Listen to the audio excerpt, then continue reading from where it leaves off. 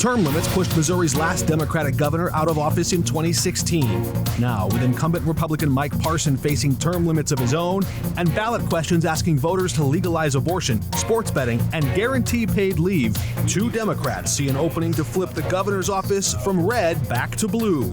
House Minority Leader Quade and businessman Mike Hamra debate on a special episode of The Record. Welcome to the 2024 Democratic primary debate in the race for governor. I'm Mark Maxwell. And I'm Ruth Ezell. House Minority Leader Quade and businessman Mike Hamra are running for the Democratic nomination in the race for governor. Now, each candidate will have 60 seconds to answer specific questions. At the moderator's discretion, we may offer 30 seconds for a rebuttal or a clarification. Both candidates have agreed to these rules. They'll each get a 1-minute closing statement at the end. We determined who would go first with a coin toss. First, we begin with Ms. Quade. Both of you have promised to restore abortion rights, but voters could do much of that heavy lifting at the ballot box this November. If the constitutional amendment is approved, it might open a flood of lawsuits or legislative fights trying to determine which old laws or new laws would conflict with that amended Constitution. So what additional steps would you take as governor to protect abortion access? Well, first, I want to say, Ruth and Mark, thank you so much for having us, and Mike for being here. As the only mom and woman in this race, I understand firsthand what it means to have politicians in our doctors' offices. I'm really proud and honored to have the endorsement of Planned Parenthood and the other abortion rights groups here in our state because they know that I've been leading the fight in this conversation. I was in Jefferson City when the Republicans passed the most restrictive abortion ban in the entire country, without exceptions for rape or incest, and very limited life of the mother provisions. And so I deeply understand how important this is for folks, and I am so excited that we're going to have the opportunity in November to take the rights back that we absolutely need to have in our state. What I will say to ensure is make sure that as governor that the legislature will listen to the voices of Missourians and that what happens on Election Day will be upheld. Mr. Hamra, would you like to respond? Sure. No, I want to thank you, too. Thank you, Representative Quade, for the opportunity here today to debate. But I also believe that it's time that we restore women's right to abortion in the state. Luckily, advocates across the state have put the initiative on the ballot in November, and voters will have the opportunity to restore women's rights to abortion in the state of Missouri. But as governor, I will do everything I can to ensure that we protect those rights and that we continue to do that, both with legislative efforts as well as any other efforts that we can avail ourselves of as governor. Now, Mr. Hamra, you're running an ad. It describes what you won't do, that you won't take away Missourians' rights or their freedoms. Now, some voters just might interpret that to mean you're not going to take away their right to own whatever type of gun they want or to carry firearms wherever they want. So what limits or regulations, if any, would you put on the sale, the possession, or carrying of guns? Well, look, I think it's evident that the majority of Missourians in the state of Missouri, including gun owners like myself, see the need for stronger background checks as well as red flag laws. Even law enforcement agents want red flag laws in the state of Missouri because they walk into situations all the time unprepared, not knowing what they're walking into. Red flag laws would make a real difference for our law enforcement, but it would also increase the safety of people walking around on the street every day. Ms. Quade, do you have a response? Yeah, as my time as a Democratic leader in Jefferson City, I have spent a lot of time with law enforcement officials from all over the state. And the thing that I hear the most from them is not only do they need additional staffing and, of course, salaries and training, but they hear a lot about particularly juveniles having access to guns. I am a huge proponent for local control around these conversations. Look, I grew up in rural Southwest Missouri. I understand when a teenager sometimes needs to have access to a gun to protect their livestock. That is very different than having a kid walking down the street having a firearm in a big city. Now, Ms. Quade, Missouri's income tax bracket, it's technically a graduated one, but everybody who works a full-time job, or if they make $8,449, they will pay just under 5% in state income taxes.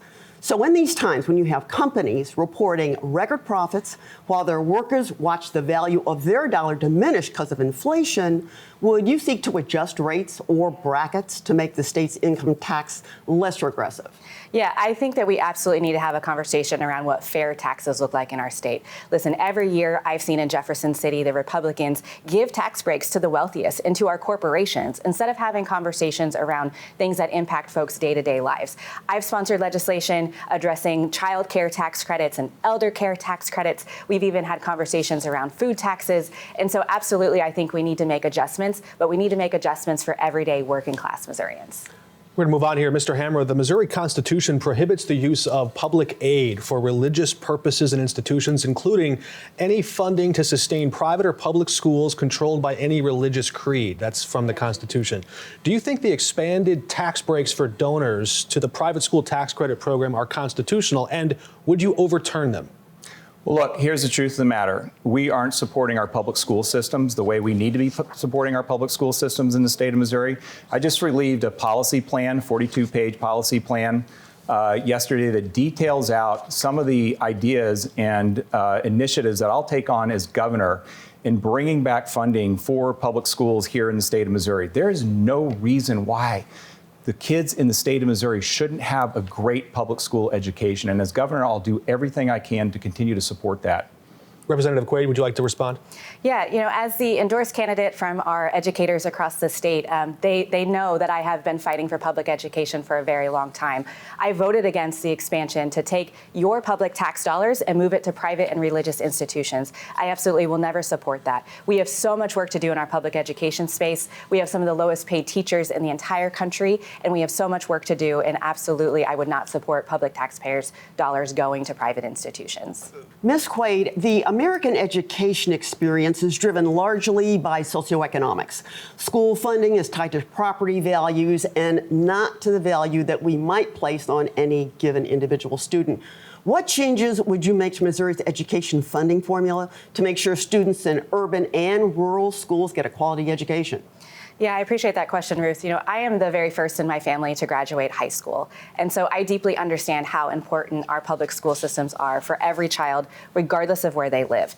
And my record shows that I have worked tirelessly in Jefferson City to try to ensure that every kiddo has access. When it comes to things that we need to do for the foundation formula, first and foremost is increased funding across the board. Folks may not know that there were changes made to that foundation formula several years ago that allow the Republicans to say we're fully funding our schools when we absolutely have not been. We need to increase transportation costs, and we need to move towards making sure that our kiddos who are enrolled, and that is how our schools are getting their funding, not just based on attendance. And so I look forward to being able to do that work as governor. Do you have a response, Mr. Hamra? So for the last 22 years, I've built an organization by investing back in people versus focusing on profit above all else. And one of the things that I'm proud that we've done as an organization is supporting people who want to go back to school to get some form of education. We reimburse our employees' tuition if they want to go back to school. In addition to that, we support our high school and college age employees to do their homework in our stores. We pay them to do that, and then we compensate them for good grades. I'm a huge advocate for making sure we do everything we can to lean in to support the kids in the state of Missouri to get a great public education. Mr. Hamra, a 2022 survey found that 65% of Missouri adults earning less than $50,000 a year skipped medical care. 39% of them rationed medicine. What specific steps would you take to lower the cost of health care and health insurance for Missouri workers? Well, I appreciate the question, because in the plan that I just released yesterday, we talked specifically about how we're going to support health care in the state of Missouri. One thing we can do is go after lowering insurance costs. The other opportunity that we're going to have is providing a prescription drug opportunity. So many states have put in place a prescription drug board that actually lowers the cost of prescription drugs in the state. As governor, I will go to work immediately on putting in place a prescription drug board that will work on lowering prescription drugs here in the state, as well as helping people that are burdened with medical debt in the state of Missouri, which I know there are many people that are burdened with medical debt right now. Representative Quade, what would you do in this instance? Yeah, I appreciate this question. As I've been traveling the state, the thing that I hear the most from folks is the fact that they don't have access to health care and it's not affordable. And exactly to your point, we know folks are skipping out on care because they can't afford it. We've had over 18 rural hospitals close in the last decade in our state, and that is catastrophic for people. When you are having a health crisis, if you can't get to a doctor's office in a timely way, it is truly life and death. I'm very proud of the work that we've done in this space around just today, the governor allowed to pass through the 340B program, which will help with prescription drug costs. As governor, we'll continue to expand on these initiatives that we've accomplished. Let's do a quick yes or no lightning round. Candidates, for the next few questions, raise your hand to signal yes and keep your hand down for no. Would you commit to allowing Kansas City and St. Louis to control their police departments at the local level? Both say yes. Okay, should President Biden step aside and let another Democrat run? Neither say Both yes. say. Has Congresswoman Cori Bush earned a third term in Congress? Up to the voters. Up to the voters, yeah. Was that a yes, Mike? It's a tough one. It's up to the voters. And that was a maybe. in the city of St. That was an up to the Yeah. voters. We're I don't reading- live in St. Louis. Yeah. No, she's not a voter. Will you both commit to releasing your full tax returns before the election? We have one yes there. All right. Okay. Very good. A little lightning around there. Ms. Quade, let's start with you on these questions. A full 60 seconds for your response. Fentanyl is killing young Missourians at an alarming rate. Recent public health data shows that drug overdose is the leading cause of death among Missouri adults ages 18 to 44. And the DEA tells us most of those deadly drugs come across our southern border with Mexico. Does Missouri have an interest in sending support to secure the border? And what other specific steps would you take to stop fentanyl from killing Missourians in the most productive years of their lives? Yeah, I really appreciate this question, Mark. I, like so many families in Missouri, have had personal loss due to addiction. And I know how many thousands of folks this impacts every single day. And so when we have conversations around the drug crisis in our state, absolutely we can have the conversation around immigration, and I'm happy to talk about that. But as governor, where my energy will be focused is making sure that we are providing the necessary resources in our local communities to give folks the tools that they need to be successful in the addiction space. We have so many amazing groups who are working in the addiction space for housing and resources within the community. And they do not have enough support and funding so that when folks are suffering from addiction, they have access to get out of this terrible cycle that they're stuck in. And as governor, that's where my focus will be. To answer your question, we absolutely know that the border is a crisis right now, and it's top of mind for so many folks. And of course, as governor, I will work with our federal delegation to make sure that we're providing the necessary resources. Mr. Hamra, how would you solve the fentanyl crisis? So first off, let me just address the border situation. As governor, I would never send the men and women of the Missouri National Guard down to protect our border. That is a federal issue, and it is up to the federal government to deal with that, not the people in the state of Missouri. Secondly, with regard to fentanyl, in my plan, I propose treatment centers that will support people that are addicted and nonviolent criminals to make sure that we do things to support people here in the state of Missouri, not put dollars somewhere else that aren't supporting people in the state of Missouri. Thank you. Mr. Hamra, academic research from the University of North Carolina found racial variances in Missouri's use of the death penalty. Homicides involving white victims were almost 7 times more likely to result in executions than homicides involving black victims. And homicides involving white female victims were nearly 14 times more likely to result in executions than those involving victims who were black males. Do you believe systemic racism is present in today's Missouri's criminal justice system? And would you ever allow the state to execute anybody? Well, look, the truth of the matter is it's the law of this land right now. As governor, I would absolutely look to the legislator to deal with that issue. But the truth is most of our legislative body has a supermajority right now. It would be challenging to overturn that. And as governor, I will make sure that we're going to do everything we can to look at each and every individual case that comes before my office. Any comments, Ms. Quade? Yeah, I appreciate that question, Ruth. When we have the conversation around criminal justice, we absolutely need to be talking about the racial disparities that we're seeing. Not only those stats you mentioned, but if we look at just simply our pullover rates in the state of Missouri, of course, African-American numbers are skyrocketing above white Missourians who are getting pulled over. There is so much work that we need to do in this space. To answer your question around the death penalty, I do not support it, and my record shows that. What I think we need to be doing is having conversations around supporting our jurors who more often than not do not say that folks need the death penalty, and our judges are overruling that, and that's a bipartisan bill that we could talk about. Ms. Quade, the average annual cost for 2 children in a daycare center is roughly double that of 1 year of public college tuition. And that's only if you can even locate a suitable facility in the first place. Some Republicans running for governor says they shouldn't have to foot the bill for someone else's child care. So why are they wrong? Yeah, again, childcare is a huge crisis, and I know that firsthand as a working mom. It's a thing that I had to debate, do I even go to work at all, because will I make enough money to survive?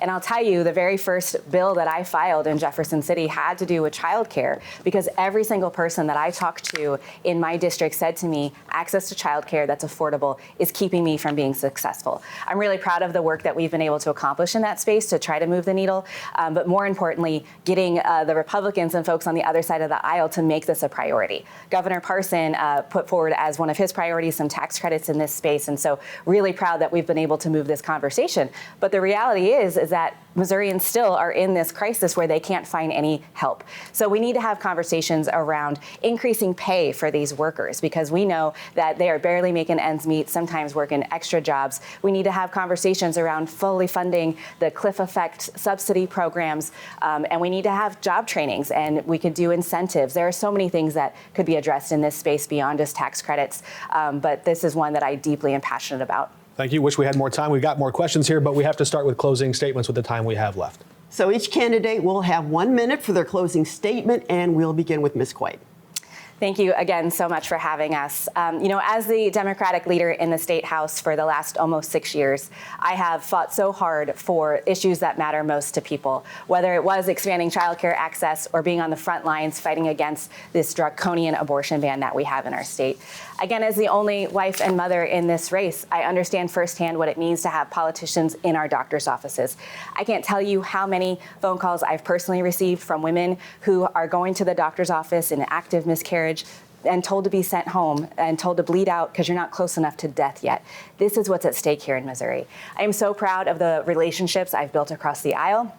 I am so deeply proud of all of the endorsements that I have in this race, from Planned Parenthood and the other abortion rights groups, to the Sierra Club, to the Missouri AFL-CIO, and there are over 500,000 members in our state, our teachers, our electricians, our laborers, and the list goes on. I've built a winning coalition that we know can win in November, and I know we can beat the odds because I've been doing it my whole life. And Mr. Hamra, to you.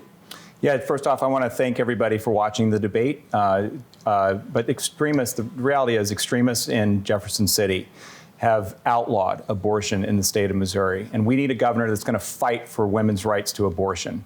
Right now, they're also trying to ban birth control. That is something I will not stand for as governor in the state of Missouri. But for the truth of the matter is, I've worked for the last 22 years in supporting people and growing in their careers, supporting them in their life. For example, supporting people who need daycare to unleash their potential to grow in their careers. I know that's going to be a key matter for people in the state of Missouri, but I also know there's much work to be done around the economy and supporting people and struggling families, both around education and about health care. And I'm going to work like hell every single day to make the people's lives of Missouri better. So thank you for the opportunity to be here. And thank you both. That's all of our time. Thanks to both candidates for joining us in debating here. Thanks to you, Ruth Ezell, for helping us moderate this. The Missouri primary is August 6th. Do make a plan to vote.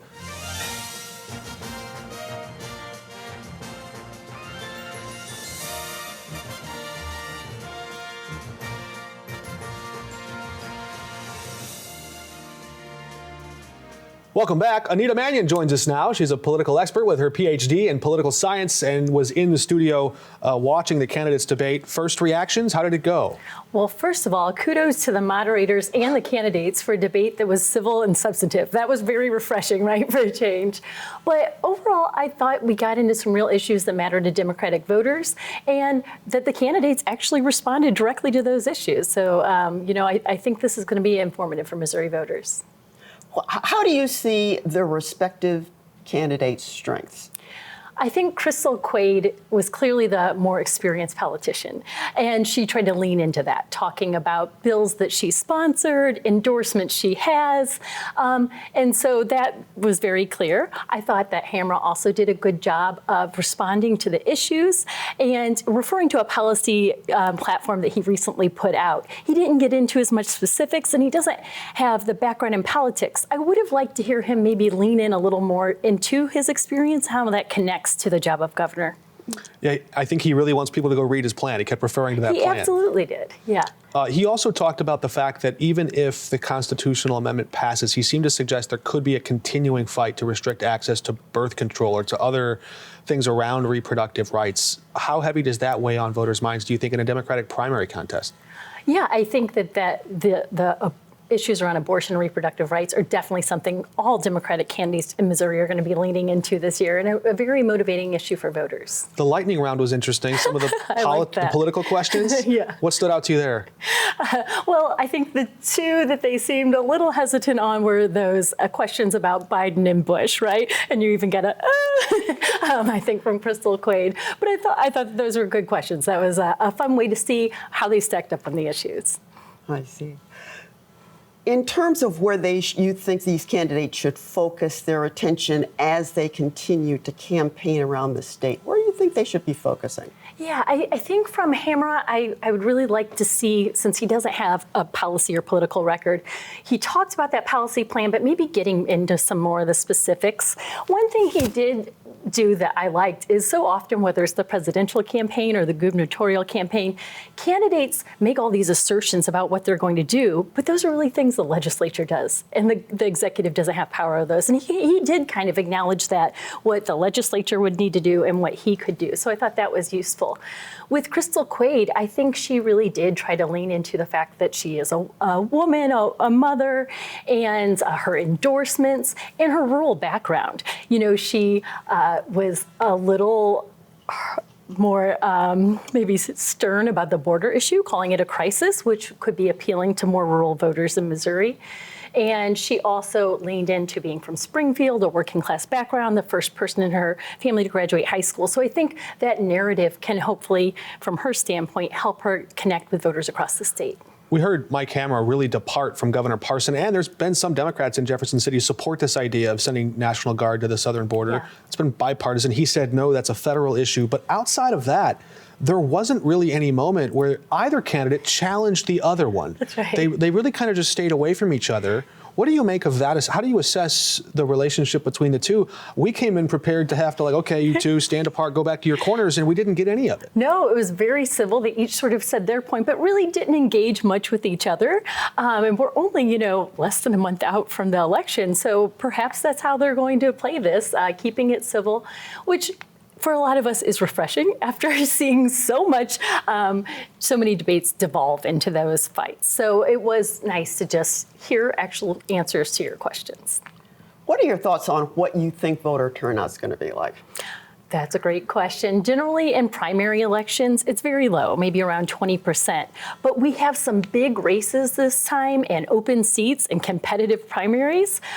Some primary races with 8 candidates on the ballot. And so I think that folks are really going to try to be whipping up voter turnout. And there'll be some ballot initiatives, too, which can also help drive voter turnout. Unlike Illinois, Missouri decouples its primary election for statewide races from the presidential race. Right. In Illinois, it's all for one, you're all out there, so there's a bigger turnout. Here, I wonder how much of an advantage Mike Hamra has, because he has deep pockets. He can fund his own ads, where Crystal Quade is a different type of candidate. She's known among Democratic Party faithful, the activists, the elected officials, the lawmakers.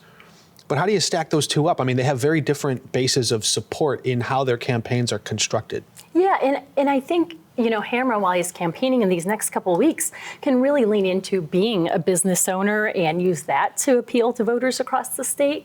But it is interesting that Crystal Quade, to those of us who are really engaged in politics and Missouri politics, she's a known commodity, but I think to most voters she may not be. So I think both of them are introducing themselves to voters. I'm going to put you on the spot. Oh, shoot. Who won the debate? Oh, gosh, I don't like to really say that, but I'll say